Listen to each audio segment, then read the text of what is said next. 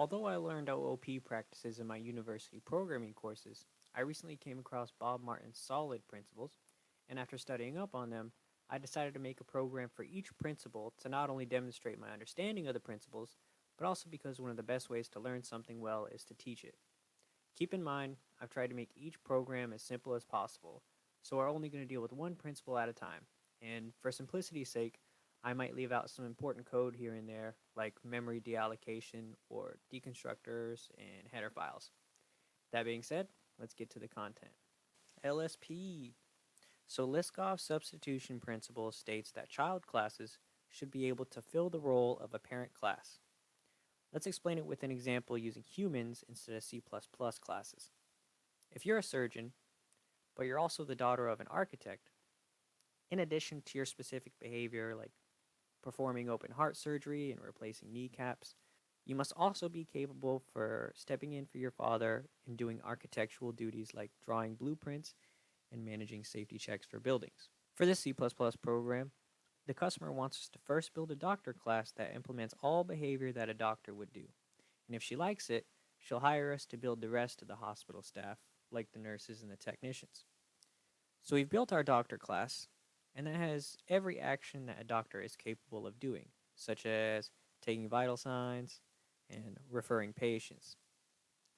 Our customer liked our doctor class, so now we have more work to do. What we need to do now is build a class for nurses. However, it's almost Bastille Day, and everyone who works in our department has really big plans for the holiday weekend. So instead of making a new class, we're going to get it done quickly by making the nurse class inherit from the doctor class. The only problem is that nurses can't do things like diagnose patients or refer patients. But no worries. We'll just delete the contents of those functions so that way they don't actually do anything. This way, we're not violating any medical scope of practice laws, but we can still get it done before Bastille Day. So we've implemented our nurse class, and our customer used the code we wrote to implement her own hospital scenario. If the doctor isn't on lunch, then the doctor diagnoses the patient. Otherwise, the nurse diagnoses the patient. Not only does this violate some medical scope of practice laws, but it also violates LSP. Our nurse isn't meant to diagnose patients, which is why we left that function blank when we implemented it in the nurse class. However, the customer doesn't know this, and unfortunately, she was able to use our code to tell the nurse to diagnose a patient. Plus, we still haven't implemented the technician class, and we can imagine that when using inheritance, when we create it, it'll cause even more problems. Thankfully, our lead programmer, Tony, was able to write a program that lets us travel 48 hours back in time.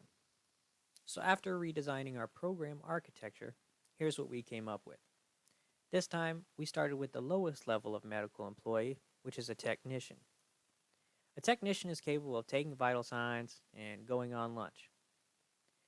After writing the technician class, we were able to extend its behavior to the nurse class. And in the nurse class, we implemented a few specific behaviors that nurses are capable of, like triaging patients.